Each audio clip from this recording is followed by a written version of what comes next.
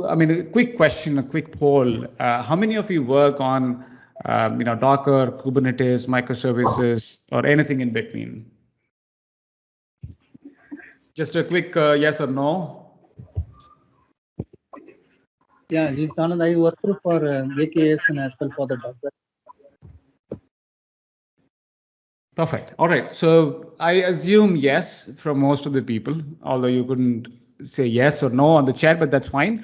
So in most of the current ongoing development now with respect to ASP.NET Core or .NET in general, now many customers, enterprises are moving to microservices based approach to to simplify the way we build and enhance or release features to our customers, right? So more than ever, it has become very important that we listen to our customers' feedback and continuously enhance our product, our capability for our digital project to our customers, right? And what this means is continuously enhancing our experience towards the project for our customers. And this means we are continuously releasing, continuously testing, debugging, and so on. And this requires a new set of tools to simplify the whole process, right? Now, if you look at the typical Docker-based application development approach, you may build a microservices using ASP.NET Core or anything for that matter, right? And you may run it locally. And then Visual Studio Code as well as Visual Studio gives us a fantastic experience towards building and debugging continuously and locally as well as in the remote. But what the challenge is really the integration. Now, when your application is made of multiple microservices, and I assume yes, most of the cases, right? So when you break a monolith application into multiple microservices, you're going to have more than one microservices, and each of them are going to be interconnected. Now, your front end might be depending on multiple backend, microservices. Now, you may run all of them locally with Visual Studio and Visual Studio Code, but then how this would work on Kubernetes, right? So how can I reproduce a similar Kubernetes specific environment locally? And how can I test this continuously? As soon as I change anything on the code, as soon as I change one of the API, front end or back end services, how can I continuously build and test and make sure whatever I'm going to push to the production or different environments that I may have works seamlessly, all right? And that's where tools like this, right? So this is basically a tool that could simplify the overall Kubernetes-based development or cloud-native-based development, really simple for any developers, right?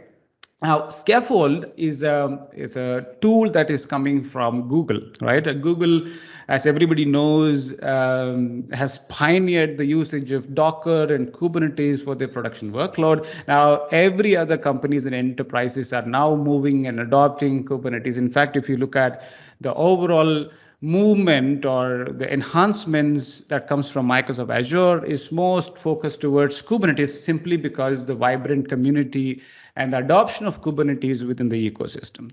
Now, Scaffold is coming from one of their division within the company. So they have container tools team that continuously looks at the pattern that they want, and they build and open source these tools that could be used both by Google as well as they open source it so that others can adopt it as well as enhance their development experience. Now, Scaffold is basically a very simple binary. It doesn't have any server component, so you just need to npm install. There's different ways to install Scaffold on your local machine, right? Now, there are three major features. Whatever you're seeing on this is basically a copy of what you would see on the Scaffold website, right? So there are three major features. The first one is fast local Kubernetes development. The focus is basically that. Now, my application end of the day is going to run in Kubernetes, remote Kubernetes cluster. So as a developer, I would like to reproduce a very similar environment so that I can make sure my application that runs remotely will run the same way as my local, or local versus remote, right? And continuous feedback. Now, what that means is, as and when you change the feature, you want to deploy it. So if you think about the typical way how we go about doing this is we may use Docker Compose or Kubernetes manifest. If you're familiar with this, tool chains, we build the feature, we enhance it, we customize it, we change something, and then we go and say Docker Compose build or Docker build, right? So you could use the individual commands to basically build these images, and then you push the images to a remote repository like Azure Container Repository, and then you basically deploy these applications inside the Kubernetes using the deployment and manifest file. So we are going to go through all of that. I'm just trying to introduce the kind of challenges that Scaffold is trying to address, right? So that is a typical way that we approach the Docker-based deployment, right? Or in a typical scenario, enterprise scenario, we might have Azure DevOps, which does many of these things, right? At the end of the day, as a developer, all I need to do is build a feature or update something or fix a bug and push my repository. And there's a pipeline in place in Azure DevOps, which automatically listens to my changes, new commits, and a build gets triggered. It builds the application, creates the Docker images, and then publish the images to the ACR. And then K8s is going to listen to those changes, and then it is going to publish. So this is exactly what we do.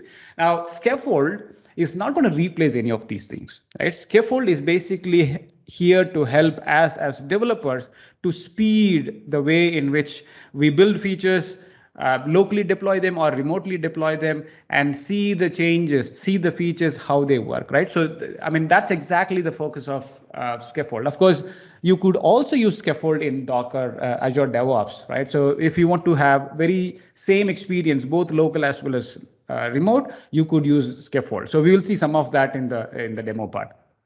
And Scaffold projects works everywhere, right? So now, if you really recall the reason why Docker exists, the Docker basically solves the problem of the application works in my machine, right? So if you can recall why Docker came into existence, back in the days, you develop something and you package the application, you zip it, you do whatever you want, and then you give it to the ops guys, and then they go and understand what is written in the instruction part, and then they deploy. And there was a huge gap in between these processes, and that's why this DevOps came in, right? Now, so with Scaffold, what we are trying to do is just like you go to GitHub and clone the code, and then you say Docker build, right? So you don't even see sometimes when you're in rush and when you want to explore something, you go git clone it, Docker build it, and Docker run it, right? Now that's like the fast world that we are in. Now Scaffold is trying to move one step ahead and say git clone and Scaffold run. So you don't even look at this Docker build, Docker run. So it just git clone and Scaffold run, which would automatically clone your code and Scaffold run it. Which means it will simply run the application, entire application. If it is multiple microservices, it is simply going to clone the code and run all the microservices. And you don't worry about how is it running. Of course, there's a lot of things in the background, but Scaffold Run is basically trying to simplify the multi-steps that we may need to do in order to get an application running. Okay, so it's basically the GitOps operation and git clone. So this is exactly what I was talking about: git clone and Scaffold Run. So which means it's totally helping us to simplify the overall flow, or how long does it take to git clone to build and run, right? And then context aware. So we could run, if you think about a typical .NET application, you have a dev specific configuration, debug specific configuration, and production configuration. So now we could define different profiles using which we could build same application differently by passing different environment variables, different tags, and so on, right? CI/CD building blocks and GitOps integration. So everything becomes simpler with the help of Scaffold. Now, all these are possible with the help of a new configuration file. So if you're familiar with Kubernetes configuration file or manifest file, you have a deployment manifest, which contains your information about the images, your applications, and so on. Just like that, Scaffold tool introduces a new custom definition that's called scaffold.yaml. So we'll see that in a moment. And that tool is going to contain all the instructions about how we want to package the application that we are trying to scaffold it, as well as how to run it, what are the profiles, and so on.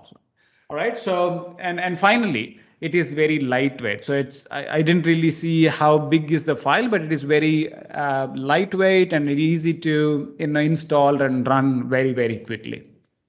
All right. And the scaffold workflow is something like this. So you have our application, right? Our source code.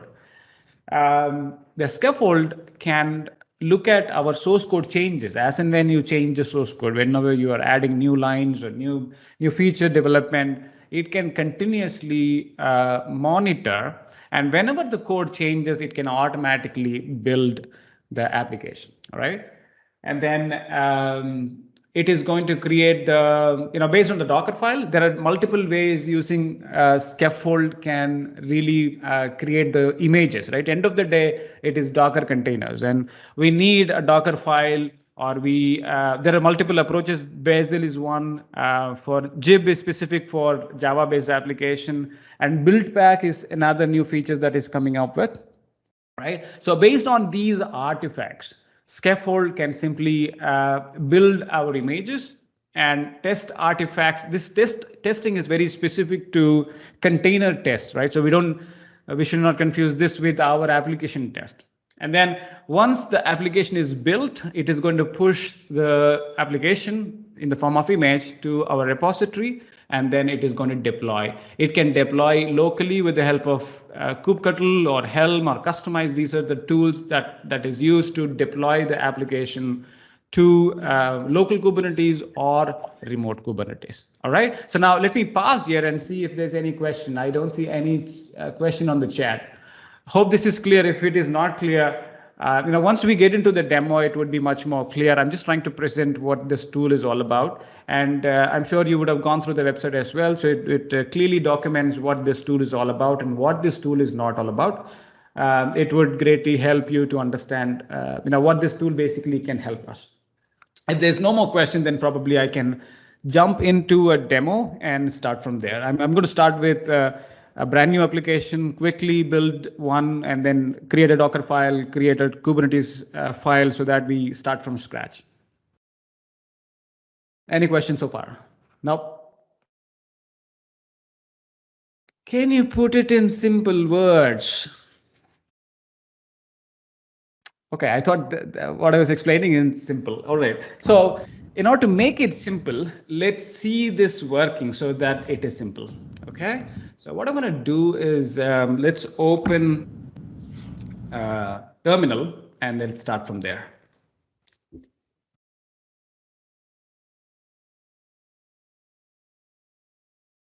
Okay, let me move this right. And we don't need this. Let's close this one. We just need this. Okay. So right now I'm inside here. I just got a readme.markdown file. I don't have anything. So let's go and start with .NET new. Let's create a web app. Okay. So .NET new web app. You could choose basically whatever you want, right? So as long as the application can be Dockerized, you could make use of Scaffold. So .NET new, I'm going to create a basic web app, and then I'm going to put this into my, let's say, Scaffold demo folder. Okay, Scaffold demo. All right, looks good. Perfect. Now we have the Scaffold demo, and our README is inside here. So let's go inside Scaffold. All right, now we could simply say .NET run, and hopefully this application should come up. Nothing fancy here. So once this application comes up, I would like to, let's say I go here. and the application is working. Okay, now let's close this and go back to the application. Now, what we want at this moment is, let's say, this is an application which contains multiple microservices. So I would like to make use of this experience of using Scaffold to simplify the way I build a Docker application and then deploy them, right? Now, let's go ahead and introduce a Docker file because I don't have anything Docker at this moment. So let's close this one. Sorry to interrupting you. Yep. Can you increase font? Actually, it is not visible. All right. Okay, so now we need a Docker file. Like I said, Scaffold can use Docker to build, to make use of the Docker file and the build and do a deploy and so on. And it could also use Jib, and it could also use BuildPack. BuildPack is another tool that helps us to build images even without Docker file. Okay, that's for a separate demo. Now, we're going to make use of the Docker file to create deployment. So let's go ahead and create a Docker file, and let's make use of the Docker extension. So I directly jumped into it. So you need to have Docker installations or extensions installed, and you could also use Kubernetes extensions. So these would help you to simplify the Docker-based development using VS Code. So I have all of that installed. So I'm going to close this and go back and use this option of adding a Docker files to the workspace. Okay. Now let's add them. And this is going to ask me what kind of application am I building? I'm using .NET Core, Linux, and which particular port I would like to expose locally, right? I would like to both locally as well as in the, no, just locally. All right, now I'm going to say use 5001. Okay, it's up to us, but I'm choosing 5001 or 2 or whatever, simply because I'm using 5000 to my local registry, Docker registry, and hence I choose to go with 5002. It's up to you. Okay, now this is going to create all the necessary Docker files here. Let's wait for a second. It should be in soon. Yes. Can you increase the font size? Further? Yeah. Even bigger? No. I think this is fine. Okay. Here we go. So we were able to add. There was some question? Okay, looks like there's no question. Okay, so now with the help of the Docker extension, we were able to add a Docker file. And as a bonus, the extension also created a Docker compose files for us. Okay, now if you look at the Docker file, it basically follows a multi-build strategy. So here we have the ASP.NET 5 because this application uses ASP.NET 5. I mean, let me close this. Okay, and then you have the work. I mean, there's nothing magic or fancy here. So the same old Docker file. Okay, it's just that the extension automatically builds based on the application that we have. Okay, now if you look at this one, it goes right inside. So it basically copies the folder and then it puts it here. And then it does the build. And finally, it creates an image that we can run. All right, so that's all it is doing, nothing much. Now, what I'm going to do is I'm going to change a couple of things. Again, it's up to us. Now, okay, let's go and run this way. So now I can open this and now start building it because I have a Docker file inside. I can simply say Docker build, and this is exactly what we do, right? Docker build Scaffold. And I give the context. Now we have to supply the Docker file. We need to say where the location is and give the. Now what this is going to do is going to build my application. Again, until now, we are not even looking at Scaffold. So it is a plain old way of building .NET applications and putting that into Docker file. Nothing major. All right, so once this image is run, we could simply run this locally. and we could port forward it and access the application.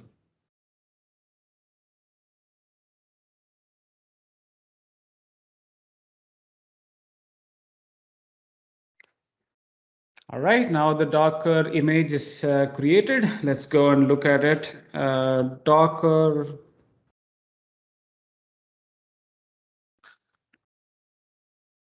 I was building a lot of images lately, and here you see the Scaffold latest. This is exactly what we built of size 219 MB. All right. Now what I can do now, I can simply run it locally. Docker run IT P, that is for port 5002 of local port is mapped to the one that is running inside the container, because the application is exposed inside the container at 5002, and then I need to supply the image. Okay, and that is called Scaffold latest. That's exactly what we built. Scaffold latest. Okay, and now this should bring up our application inside a Docker container. There we go. So if we go to this one,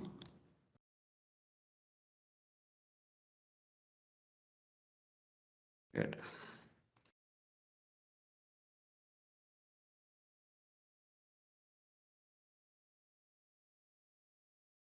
So this is exactly what we do. Now I can go and change the application and build it, and then I can continue the loop, right? Now this is our typical experience. Now, if I have more than one microservices or more than one application, as and when something changes, I have to repeat the whole flow. Now that's where this Docker Compose comes in, right? Now, instead of doing this manually, let's take a look at how this guy Docker Compose looks, right? It's a very simple one. So here we have the image. This is what we want to build, and where is the context? The context is in the root, and then where exactly is the Docker file. So now I can say, I hope you're not new for Docker Compose. So let me simply say Docker Compose build. So now instead of we manually building it, we could define all of our services. Right now, we just got one. If I have more than, let's say, one application, I could continuously extend this by adding multiple those applications, and I can build it. Okay, and then I can also say Docker Compose up. So this would simply bring up my application, just like the way we ran the application locally. This is going to bring up the same application, but with the help of Docker Compose. Okay, now as a next step, what we're going to do is we are introducing Scaffold now. So this picture is good.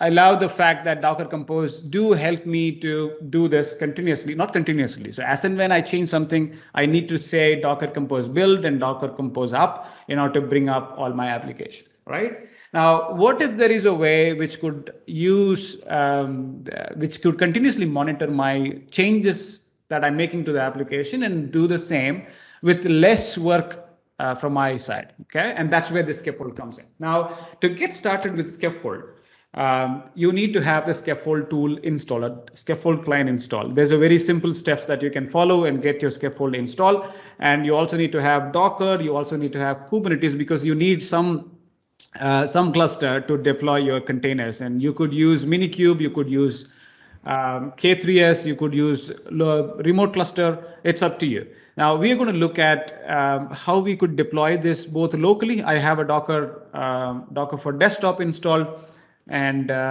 here we go. So you need to have your Docker for desktop with Kubernetes enabled so that you could play with it, or you could go for Minikube as well. So it's completely up to you. As long as we supply the correct context, we are good to use the Kubernetes locally. All right, so far so good. Now let's get started with Scaffold. Now, and before I run it, let me clean the screen so you could see some more space here.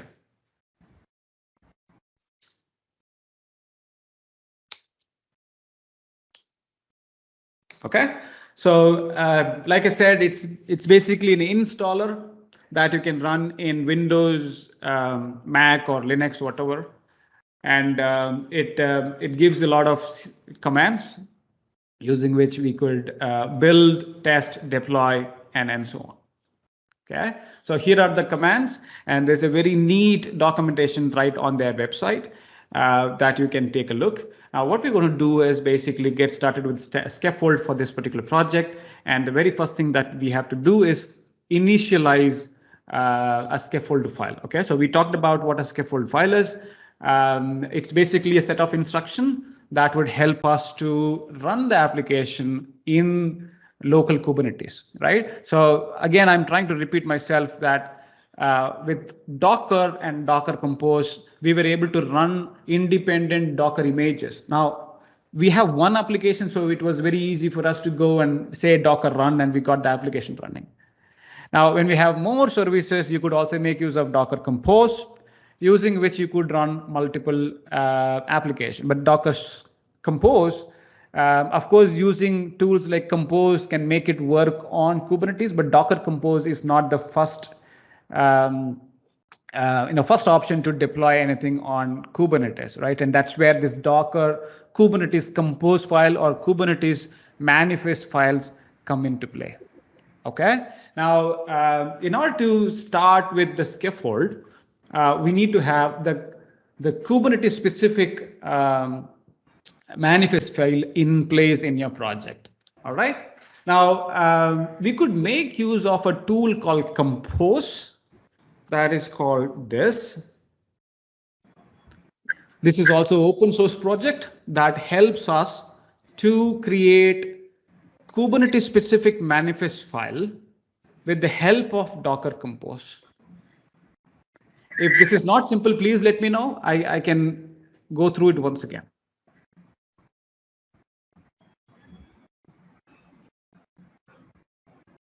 Hope it's clear. Hope it's clear. All right. Yeah. So we have a Docker Compose file. And now with the help of this file, we are going to create a Kubernetes specific manifest file. OK, and for that, we are going to make use of this component, which is an open source CLI or a component that can help us to convert a Docker Compose file into a Kubernetes specific manifest, right? So if you're very good at Kubernetes manifest, you could also go and create your own, okay? But that is error prone. You could go to the Kubernetes documentation and you can create your own manifest file yourself, right? So instead of doing that, we're going to make use of this compose, convert. I guess this is the right one. Convert.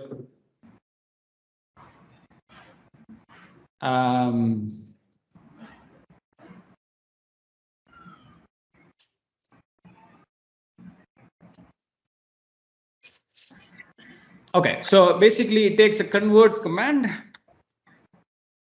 and we need to supply the Docker Compose files. And this will now create Kubernetes specific manifest files.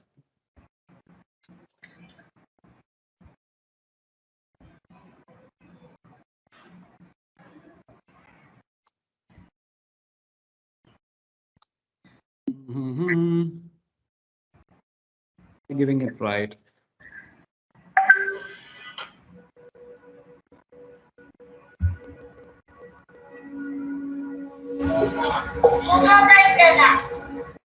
Sharon, can you please go on mute?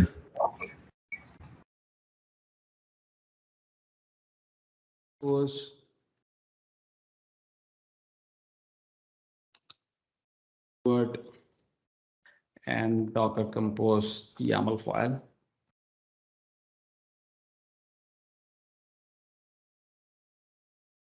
Okay, so I will, we have to look into why this is not working. Unknown arguments Docker Compose file. Okay, so if you can find this, let me know on the chat. But instead of this, what I'm going to do is I'm going to make use of Scaffold itself and create the Kubernetes file using this command. Okay, so the very first thing that we have to do is create a Scaffold file that can make use of the Docker or Kubernetes manifest file, create the configuration. Okay, so what I'm going to do is scaffold in it. And when we run this, it is going to look for Kubernetes specific manifest file. Okay, so it says one or more valid Kubernetes manifest files are required to run Scaffold. We don't have it. So now what is the option? We could make use of a conversion here. Okay, so we could make use of this Docker compose file as an input, and it would automatically generate the Scaffold specific file. And that's exactly what I'm going to do now. Okay, so let's call this and pass in compose file because we have the compose file here. All right, and then now pass in the Docker compose YAML. So we have to wait for some time, and here we go. Hope you can see this configuration. So what it says is it's asking this is how I'm going to create. Okay, so there is a build image. This is the application that we are building. There is a Docker file, and then we are going to depend on the manifest file. So these are the manifest file that init is creating. Okay, so let's go and say yes, and then we'll go through the files one by one. And now if you keep this aside and close this and look at this one, we will see some more files being added here. So we have Scaffold YAML. Okay, so here is our Scaffold file, and this is exactly the file that I was talking about. So it is just like any other Kubernetes manifest file, but this contains instructions for building and deploying the images to local Kubernetes file in one go. Okay, that's exactly what we are going to see. Okay, so here we have specific kind called config. So if you have been looking at this Docker manifest files, you would find deployment is one type, pod is another type. So just like that, these are custom definitions for Kubernetes, right? So here we have a kind called config, and this is the configuration file for specifically for Scaffold. And here we are passing the build configuration. The build is going to be a Docker based one, and we are saying where exactly the Docker file is and where is the context. So context points to the project or the location where the Docker file is, as well as the project file is, and then the image that we want to build. And the next one is about the deployment, right? So here, if you look at the instructions given here, we have a deployment instruction that contains the manifest file. There are two manifest files that is created by Scaffold. Okay, one is deployment, another one is service. Both of them are needed to build and deploy applications to Kubernetes. Okay, so let's click on this one. I'm going to close this for a brief time so we could see this even more clear. So here is our Kubernetes manifest file for deployment. Okay, so here we have of the kind deployment, and then some annotations. We could ignore this for saving some space. These are not required, but these are additional metadata about this deployment. And then here is our labels, right? So labels are used, names and labels are used to identify and tag things. Okay, so if you're new to Kubernetes, it might be a bit overwhelming, but stay with us. So we'll go through it. Okay, so here we have a label called IO Compose Service. You could also name it the way you want. Okay, there's nothing specific here. And then the replica, what is a selector? Okay, and then some more metadata. We could ignore this as well. Since this is very big, I'm not able to see this very clearly. So let's close this one. Metadata is not required, just to keep it simple. And the spec. The spec is about, okay, something wrong. So just let's keep it like this. Okay, and here we have the specification about the deployment. So here we have the container, the name of the image, and how do we want to pull the image. Okay, so let's say always. Okay, which means whenever this deployment is deployed or the file is deployed in the Kubernetes, it will always go and pull this image. एक पेले अंदर पेलो ये चालू करेलू है ने बंद થયા કરે. Hey Manshu, can you mute yourself? Okay, so just like the deployment file, we also have a service file. Service file helps us to expose a deployment to an external world. Okay, so just like the deployment file, here we have the metadata or the deployment instructions. So here we have the annotations that we could ignore for saving some space. And here is the spec to expose this application. So here is the selector, which is going to select this particular service to expose. Okay.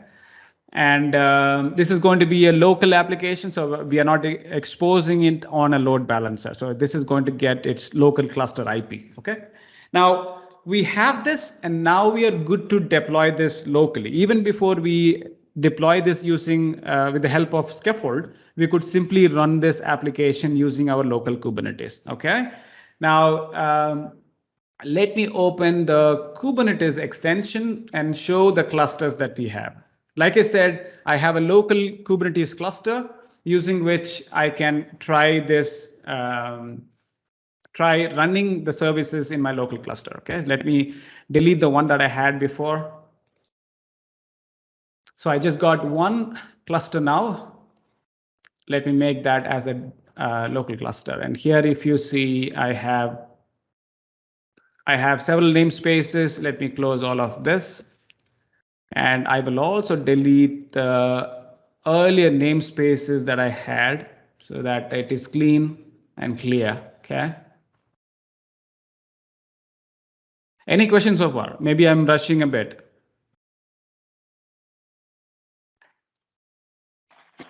This is Tarun. I could not understand what is this compose in between. Actually, I've not worked on it, so probably if you can just explain what is this compose, what you call KOMPOS. Is it the extension of using a scaffold or something? I think that's great. No, not required. Not required. Basically, Scaffold requires this manifest file. Hope you're not new for Kubernetes, right? No, no. Okay, so then you understand in order to deploy anything into Kubernetes. Yeah. Okay, please go ahead. Yeah.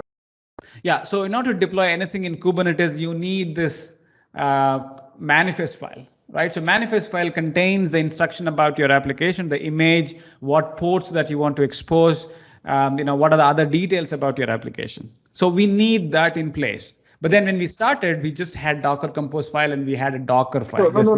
So hold on, Ilyas, I'm not talking about Docker compose. I'm talking about this, which you have mentioned in the manifest file, io.kompose. What is this? So yeah, this one. What is this kompose? Yeah, this is what. Don't worry about it. Just the label. Yeah. It's just a label. Okay. Because we asked Scaffold to create this for us with the help of the Docker compose file, the compose component. So the compose is another component which was used by Scaffold to generate this deployment file. Okay. So if you want to avoid this confusion, don't even use Scaffold to create this manifest file for you. Just go to Microsoft Docs. There is a standard instruction about how to create a deployment file like this. Just use that. Don't even you create the manifest file with the help of Scaffold. Okay. So just to avoid this confusion, let me go ahead and change all this to name. Yeah, that's fine. It's okay. Yeah, Fair enough. All right. So now we have both this deployment as well as service manifest file, which is I'm good to deploy this local cluster. Okay, that's exactly what I'm going to do. I'm not even using Scaffold to deploy it. I'm just going to use kubectl to deploy this in my local cluster, just to show that it works. Okay.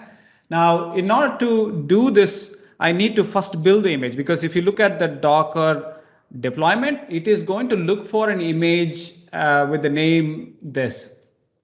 Image is Scaffold demo. All right. Now, what I'm going to do is I have to build this image even before the Scaffold can deploy it locally, isn't it? So what I'm going to do is go to Docker Compose. I'm going back and forth, so bear with me. So I'll try to recap and summarize what I'm trying to do. All right. So I'm going to use localhost. Here is where my local repository or registry exists. Okay, because what I'm trying to do now is I'm going to build the image and push this image to a local repository so that the AKS cluster, the local AKS cluster, can pull the image from the repository. Fair? Okay, so now let me just do Docker Compose build.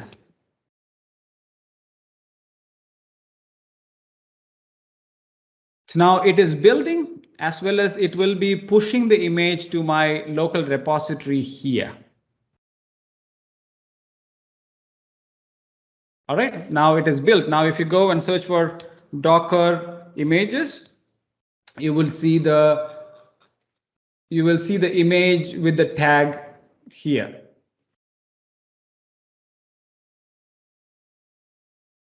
Oh my goodness.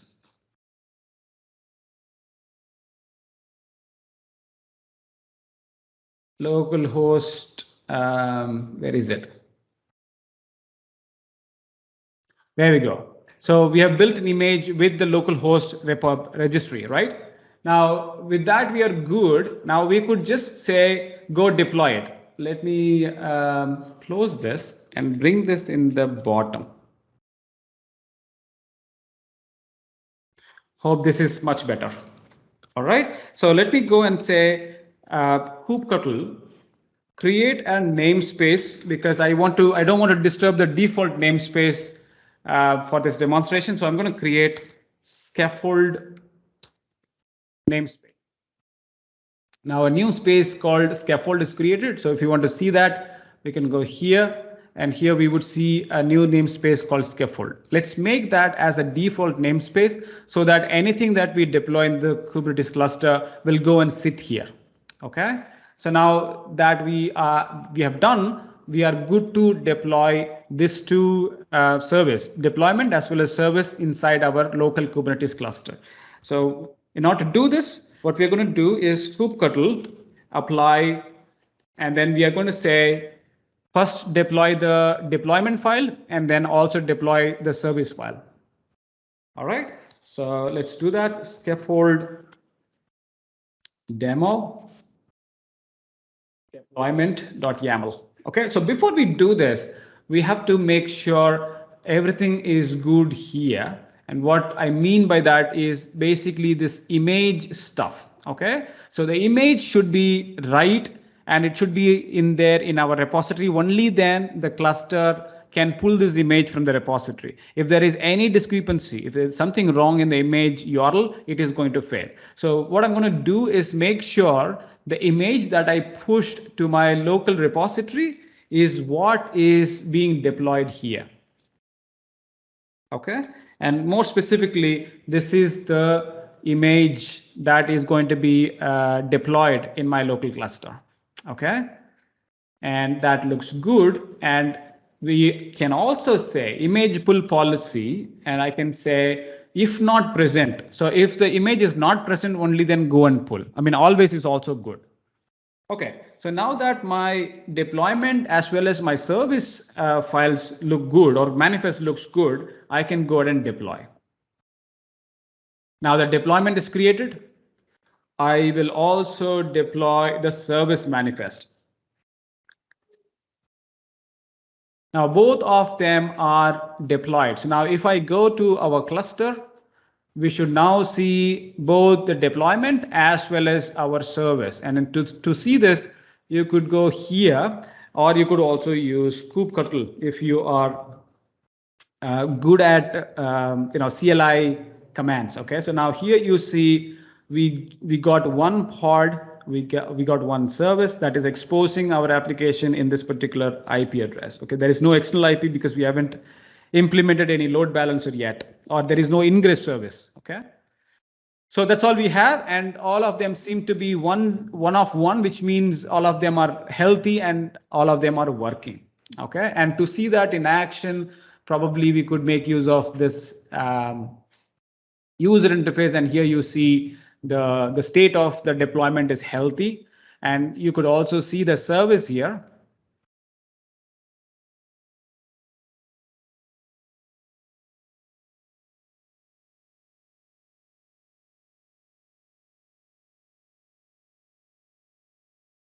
All right, it is taking a while, but we could simply go with this one and now say, give me a minute. Why is it not coming? Portal get svc / so it is exposed. Now what we need to do is we could forward the port. So forwarding port allows us to expose an application that is running inside a cluster so that we can access it. Okay. Now what we can do is we could say port forward and get the service exposed. And I'm not sure what is the exact command to port forward. So let me go to internet. Kubectl service port forward. All right, so here we have port forward. There we go. Port forward and then the name of the service.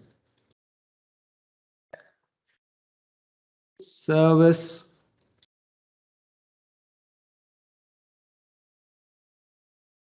And the service name is this.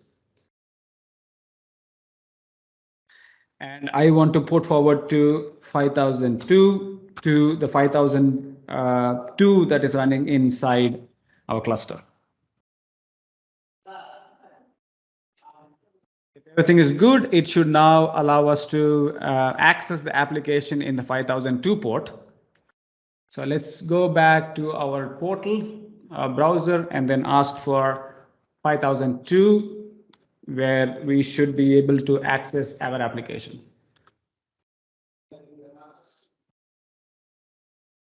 What's happening here?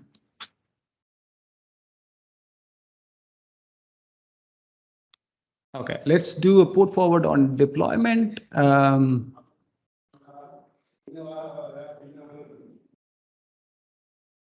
Okay. We need to figure out why the service is not getting port forwarded. Okay, so now we are able to access the application that we deployed using a plain kubectl, and we got the application working. Okay, now let's switch to Scaffold and do the same thing with the help of Scaffold. So now, so far we built the images with the Docker Compose, and then we published it using kubectl. But to cut this short, let's make use of Scaffold, which could simplify the overall process. And to do that, let me clear this. Okay, so the reason why I'm switching back to Docker Compose and Scaffold to help you realize how we do it now with the help of Docker Compose and Docker directly. Now, how Scaffold can do this in a simple command. So that's exactly the agenda here. Okay, now for that, what I can do is now say Scaffold. First, let's look at all the commands here. So Scaffold can help us to build, deploy, as well as run it locally for our test and dev. Okay, now that's exactly what I'm going to do. I'm going to run this in the dev so that it would automatically build and run the application. So Scaffold dev, and then I want to give a tag to my image, and that is going to be latest. You could also say v1 or v2, whatever. Okay, so this is this could happen when the problem is if the files in the paths are not proper. This could happen. So what happens right now is it is looking at our Scaffold file. So the Scaffold file is right here, and this is not matching. The instruction here is not really matching with the context here. So what I'm going to do is basically go into our Docker file and change the paths a bit. Okay. If you have run into this problem, then you could recollect what I am trying to do here, because the paths are basically not matching. So what I'm going to do is just remove this. And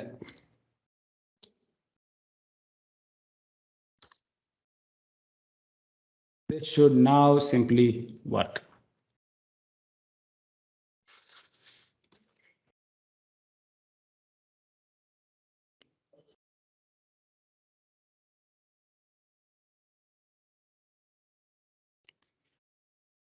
If it's a bit confusing, let me know if there's any question here. Basically, there was a problem between two files. One is scaffold file. In the scaffold file, I'm saying this is the image that I want to build. Here is where my folder, where the project is, and this is the Docker file.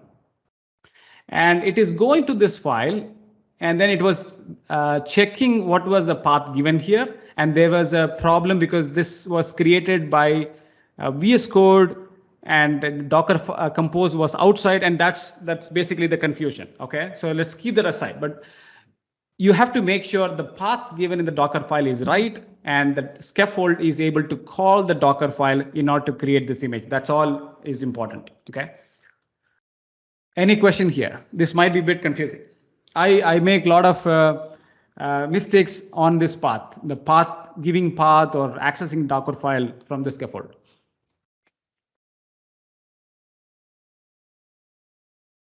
So there's a question from Christian about how the file syncing is working. So the file sync is not the feature, it's not something that we have looked at it. We will come to that in a bit and then we'll discuss about it. Any question up to this?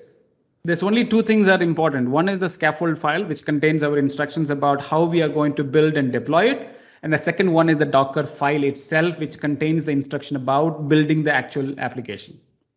If these two files are in place, if the scaffold file is able to contact the Docker file, we are good to build and deploy it. I assume no question or any question.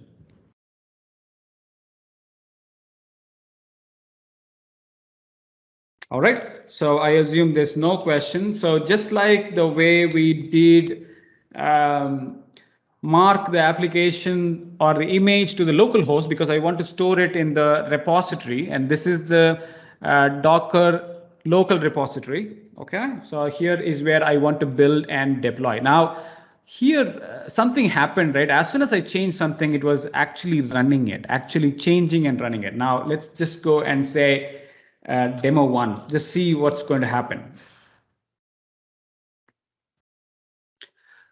This is exactly what Scaffold does.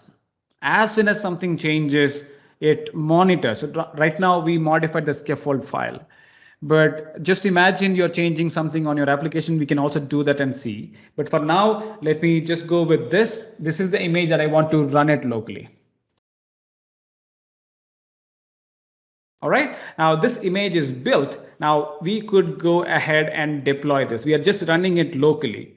And let's go and kill this. And now what I'm going to do is go and remove the manifest that we deployed manually into our local Kubernetes cluster so that we could make use of Scaffold to build and deploy the manifest on our local Kubernetes. OK, so let's say this is going to remove the service and deployment.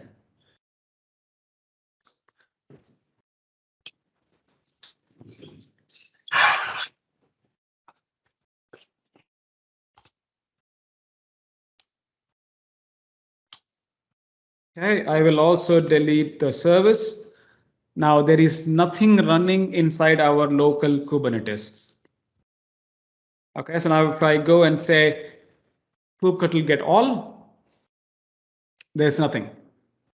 Okay, now what I'm going to do is now I'm going to say scaffold run, and this is going to just see what is this, right? What scaffold run can do. Run a pipeline, build and test artifacts, tag them, and update Kubernetes manifest and deploy to a cluster. This is exactly what I want. Okay. So what I'm going to do is run and give a tag, and I'm going to call this as latest. Okay. And this will now go look at my manifest, and it will deploy them inside our Kubernetes cluster. That's all. Okay, so in the absence of Scaffold, we may need to do this kubectl and then apply and create those services and deployment files. Now with Scaffold Run, I was able to basically build it. If the application was not there, or if the application image was not there, it will automatically go and build it and then deploy it. Okay, now if we go and say kubectl get all, we should now see the applications that are deployed. Okay, so let's go and check if that is true. And here we are, we have the applications that are running here. I'm still not sure why the service is not coming here. All right, so we could do the same here. Now that the application is running, we could port forward and access this. Okay, now in addition to this, let's also see how the application, how Scaffold can continuously, this is what I was talking about, yeah, Scaffold dev. This is going to run the application, and as and when I change something, we can also talk about the file sync right here. So now this application is exposed directly on this port. Now we could go here to the browser and check if that is really working. Hopefully, no. Why?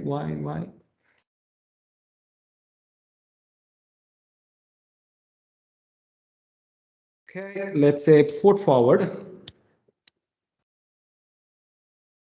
So there's an option to port forward, because port forwarding, as you know, in the Kubernetes allows us to expose a service to an external world using a different ports, or whatever port that you want to map, right? Now, with the help of port forward, we could expose the application, and we can basically access the application using a specific port.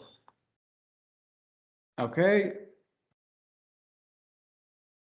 Could not map pods to service because some other pod is using. Okay, so because the 5002 is blocked by some other guy, I'm not able to use. So now I have a couple of options. I can go and kill the 5002, whoever is using the 5002, or I can expose this in a different port. Okay, now in order to do that, we could make use of the port forward configuration inside the scaffold.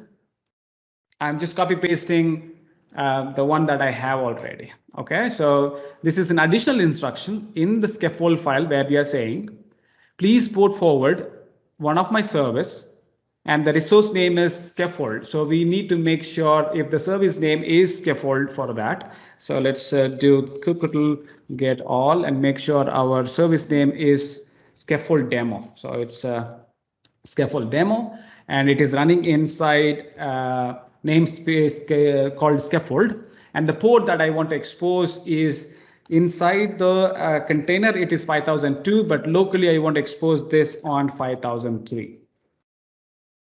Okay, so you only need this if something is blocked by some other port is using, right? So this is good. Now let's go and Docker, Skaffold Run.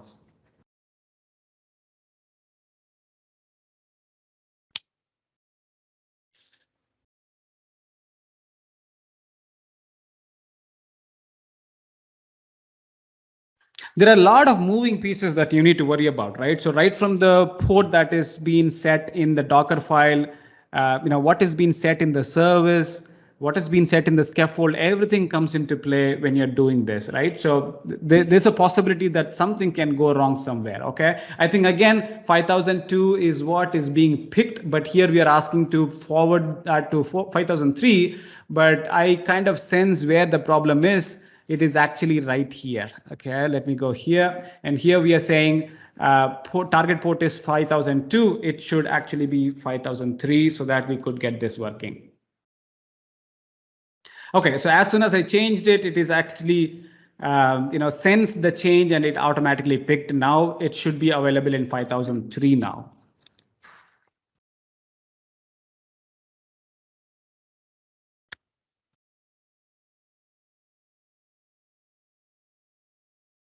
Why the hell?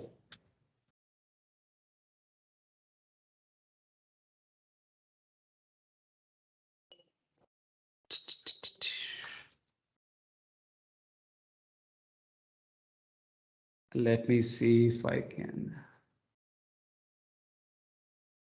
EP 5003.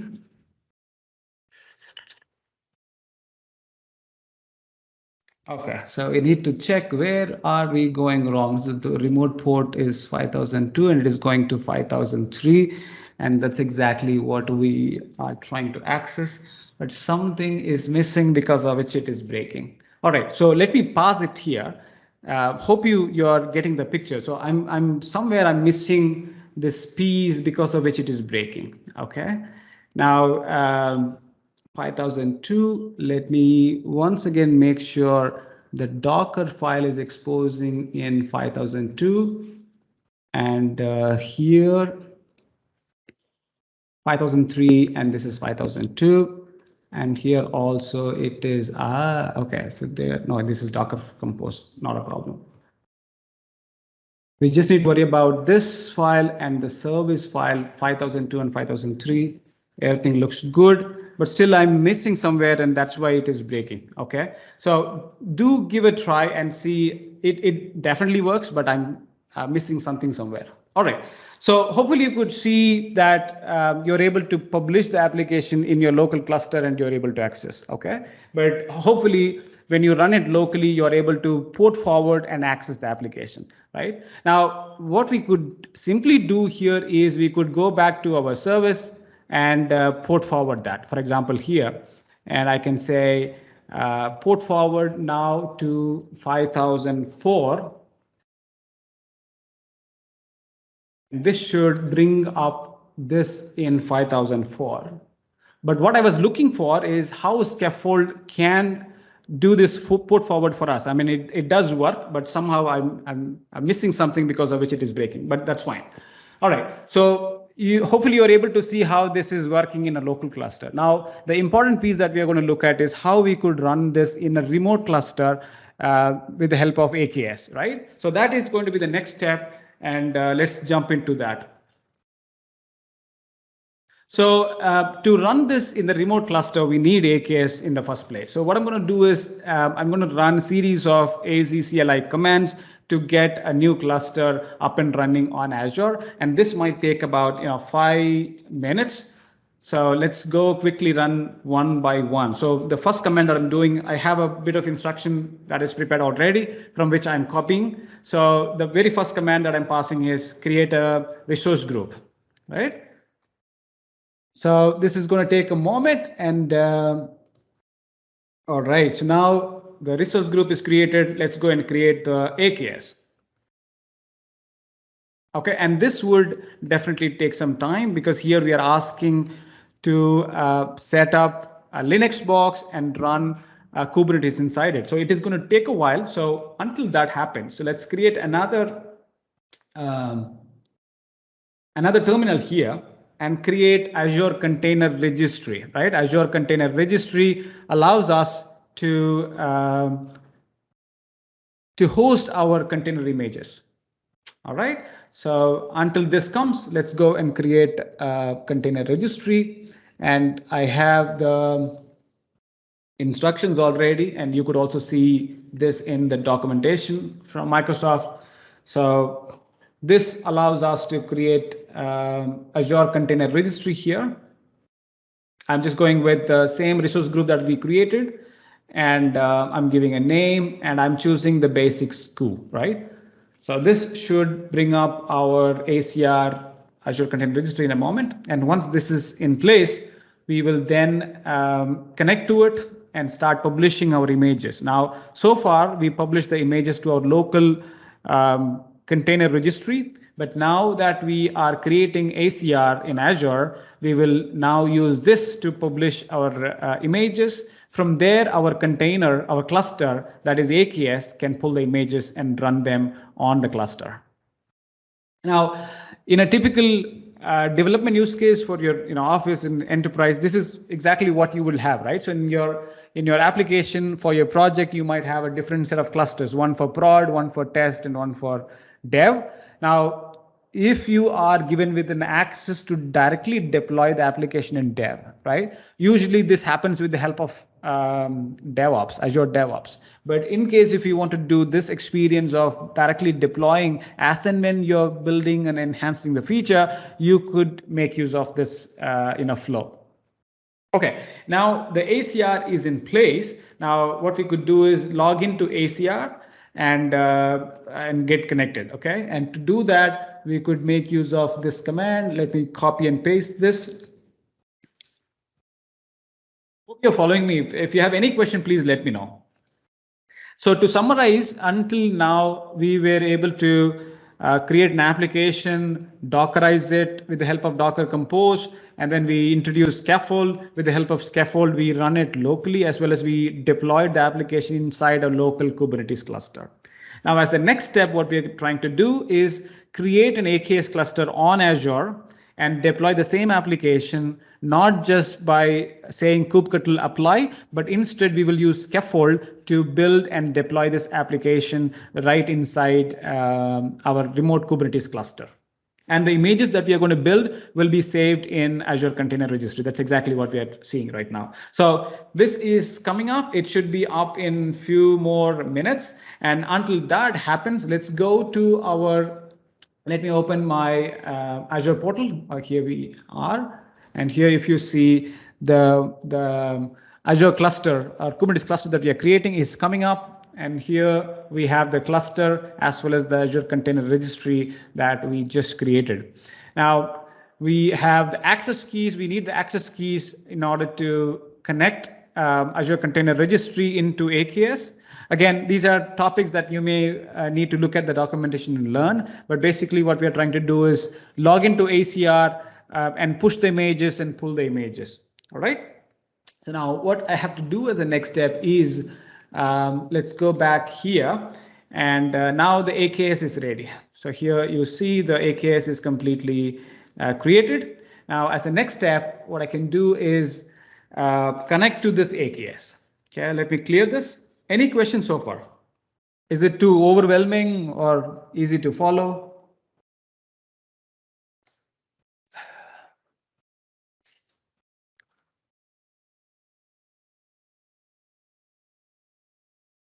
Any questions, any comments? Like if we want to again Tarun, so I'm able to type in the comments. So if I want to use Scaffold, is any GitHub URL or repository public URL repository if in case you are maintaining, if you could share, or in the public domain site if visit there, we can use that and integrate with our POCs. Yeah. So that's the thing. Or is it an open source tool, Scaffold? Scaffold is an open source tool, and it is not just for POCs or MVPs. You could use this in actual workloads. If the actual point is. So actually, first just to do hands-on, and then we could implement in our prod or dev environment. So yep. All right. So as we now have the AKS, this particular step will allow me to get the credentials from the AKS and connect to the AKS right from the VS Code. So that's what I'm doing. Okay, so now what it says is the connection string is being gathered, and the my scaffold AKS, that is the AKS that we created, and that has been appended here in the configuration.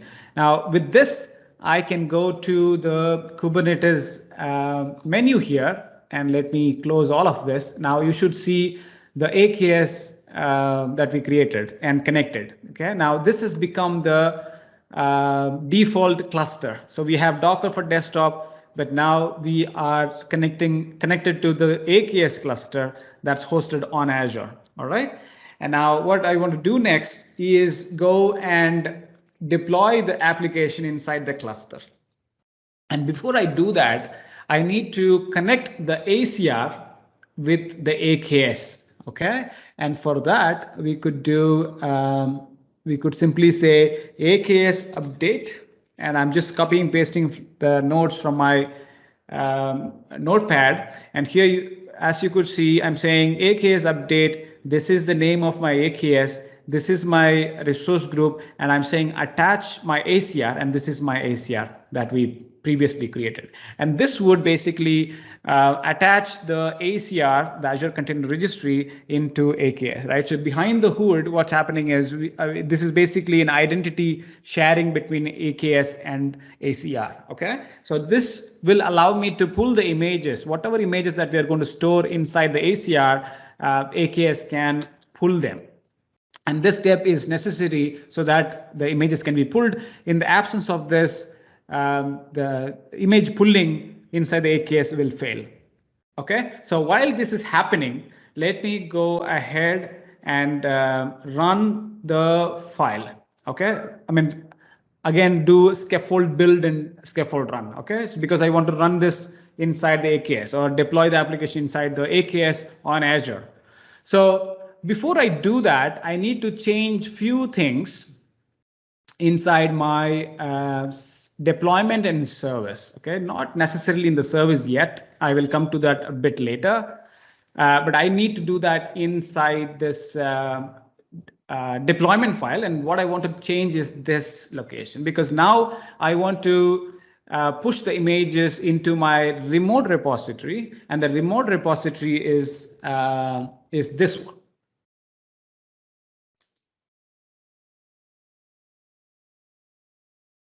Okay, nothing more. We just need to change this part of the application or the configuration. And additionally, we could also change the port, but we'll come to that a bit later. Okay, so the first thing that I want to do is this. Now, if I say scaffold build or scaffold run, it will now push the application, build the image and push into a remote repository that we just created. And in order to this for work, we need to first connect the Azure. We need to first log into our ACR, because what's going to happen now is from my local machine, the images are going to be built as well as gets pushed to this repository. And in order to do that, I need to first log into our ACR. And I can do that with the help of AZ ACR login. And I'm passing the name of the ACR. And this would allow me to get connected. So now the login is succeeded. Now I can basically build images as well as push them to the remote repository. Okay. Now what I'm going to do is simply say scaffold build. And this, hopefully you can see this, right? Okay, now it's saying the image is built and it is pushed. So now let's check if that is true. If this is being pushed to our remote repository, and for that, let's go back to our repositories here. Looks like it hasn't pushed simply because the paths again is missing somewhere. So let's go and correct that a bit. So the Docker file is good and scaffold is wrong.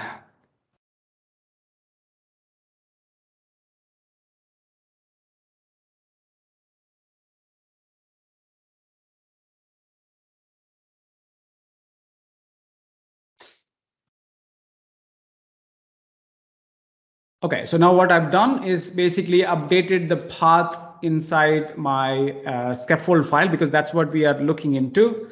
So now if I say scaffold build, it should now build the application and push them to the remote repository. Okay, so now it is being pushed to this location.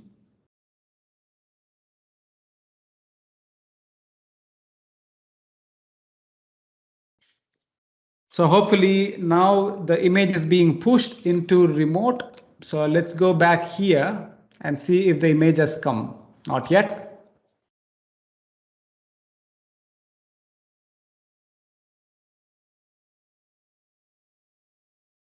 If there's any question, I can answer that now.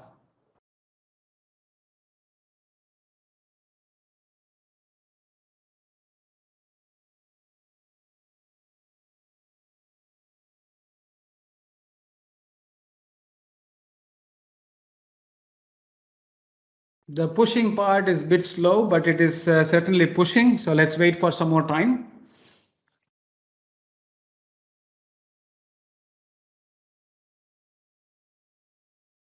Any question?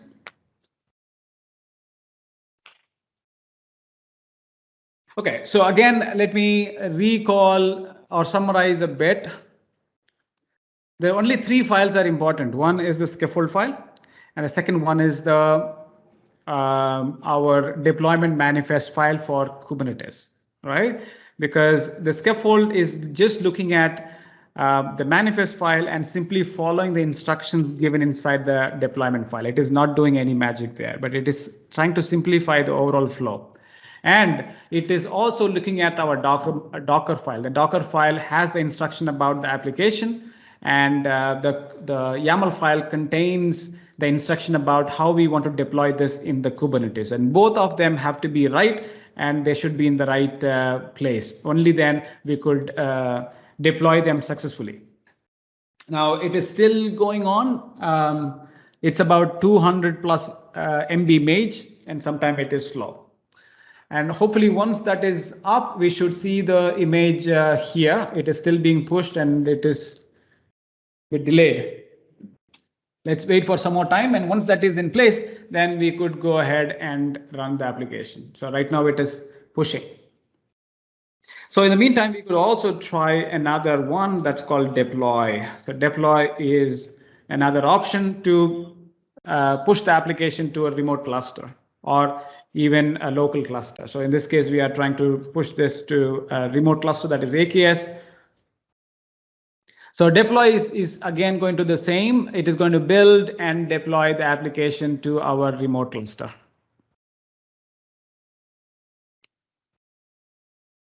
All right, so here it has sent the deployment file to our remote cluster, but the push is still happening.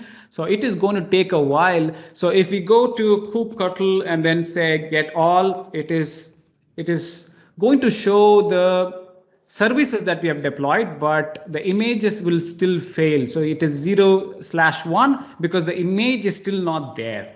So the Kubernetes will not be able to pull the image because the image itself is not there. But now it has been pushed. Hopefully the image should be right here. There we go. So the image is right here, and since we deployed it, we shall be able to pull and run the application on the Kubernetes. Is it clear? My screen is, the fonts are too big, so it might be a bit confusing, but hope you are following me. Yes or no? Yep. Okay. So I'm exiting from here, and there we go. So let's do a kubectl again to check if the services are up. It is 1/1, which means the application has been picked up, and now the applications are running inside the Kubernetes cluster remote, in the remote Kubernetes cluster, not in the local one, right? So here we go. In the default namespace, here we see workloads. If we say pods, let's go to deployments, Scaffold demo, and here we have the application running in the remote cluster, not on the local one. Okay, and now we could do the same port forward. For example, here we could say port forward instead of 5002, we could say 5006 to access this application in 5006 port.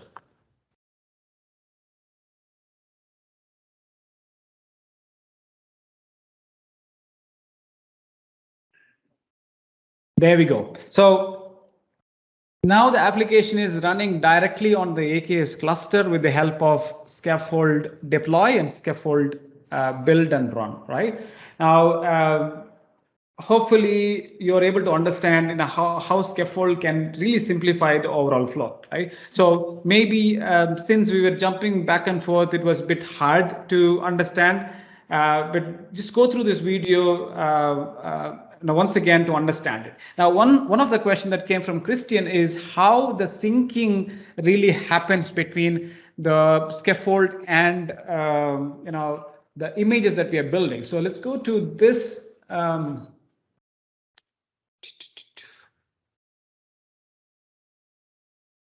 Let's make use of this documentation. I'll go here. So what Scaffold does is basically copying the change files to the deployed containers. Now many of the times, both with .NET or Angular or front-end application, there might be some dynamic part, and most of the CSS or HTML or PDF, whatever that you're putting on top of the application, need not be compiled. Right, so it's only for dynamic part that needs to be compiled again and again. But for these static assets, you could simply let the scaffold simply to copy the files into our containers, and that's exactly what Scaffold does. Right, so we observed how the application is able to pick as and when something changed inside the application, but you don't need to do this for static files, right? So here are some of the configurations. So here we say it is manual, which means anything that is here is mapped to this destination. And there is another option. For example, this one is manual. The user must specify both the files in the local workspace and the destination. And this is supported by every type of artifacts, right? So anything that you want to manually copy, you could provide which file to which destination. And the second option is infer, and that's what that is a default option. So in the infer, it automatically go look at specific patterns. For example, if this is the pattern, it would automatically identify and then do the sync. Or you could basically make it auto, and that is actually the automatic or the default one, which goes and looks at any changes that's happening inside your whole repository. Based on the context that we are giving to the Docker file, and the scaffold would automatically observe those changes, and as and when something changes, it basically runs and deploy the application or rerun the entire deployment or building process and then deploys it. Right, so here we go, and let's do one last thing, because right now we are port forwarding this application with a specific port so that we are able to access. But now let's go and introduce ingress or load balancer into our service so that we could access this application using a public IP from the load balancer. And for that,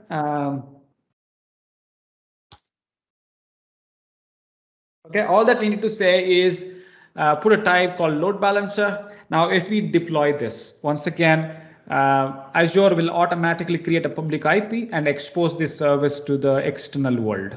Okay, so that's exactly what we are going to do. And let's just go and say scaffold deploy. Scaffold, yes, deploy, because there's nothing changed. So I don't want to do a build again.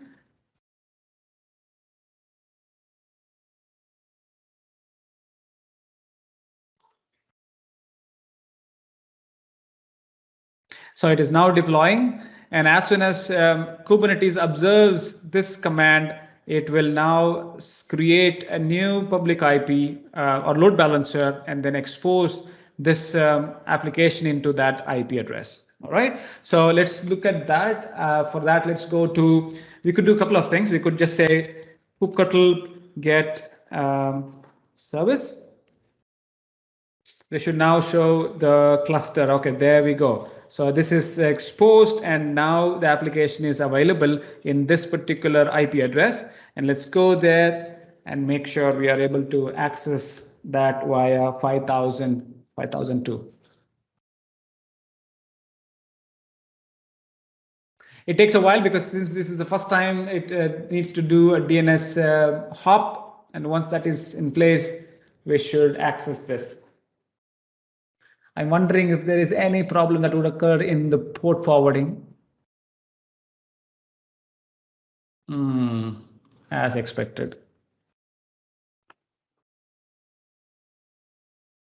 Okay, let's make sure all the ports are right. In order to do this, let's go and say 5002 and also here 5002.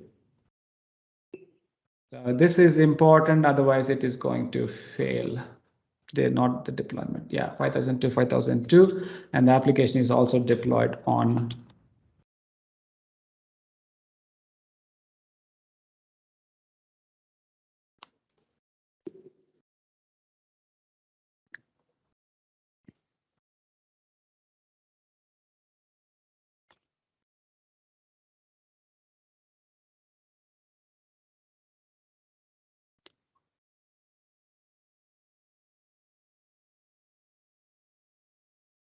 Or we could even simply say 80 port, right? That's a by default one.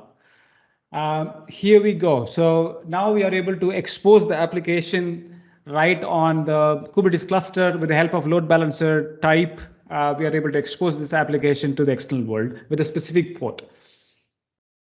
Hope this gives you an idea about Scaffold's capability. It is just an overview, and the documentation from the Google and the community is fantastic.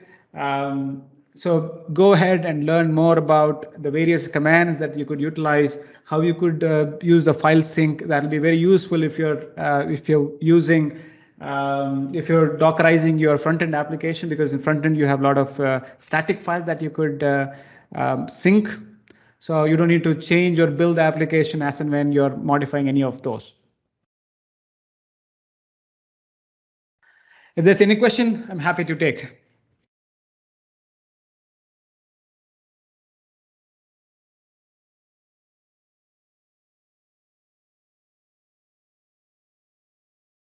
Okay, so there seems to be a giveaway from Azure learners. So let me post a question, and if somebody are able to answer, there's a gift, a certification voucher that you can win. And the question here is about ACR. All right. Now, did you notice that the AKS was able to pull the images from the ACR using the ACR AKS Connect? Do you understand what's happening in the background? You may open your AZ AKS update and give me an answer how it's happening or what is happening in the background. Just look at, just go to Google and search for AZ AKS update and tell me what's happening. What is Azure doing in the background? Is anybody listening? I can give a generalized way. I'm not searching Google yet based on my practical experience. So this is just it's trying to tell the Kubernetes that is the images that needs to be pulled. It should be from that particular container registry via service principal. So it's trying to attach the service principal with the appropriate privilege so that the AKS can talk to the ACR to pull the images. That's how it's trying to update the cluster that to take the files from here, read it and push the images there. So I think that's what it does. Perfect. Yeah. Thanks for the answer. Yes, exactly. Because AKS is an independent entity, and AKS and ACR are two different entities, right? AKS by default does not trust anybody. You need to explicitly say, tell AKS that this is where your images are residing, and this is our trusted image repository from where you could pull the images, or you are allowed to pull the images.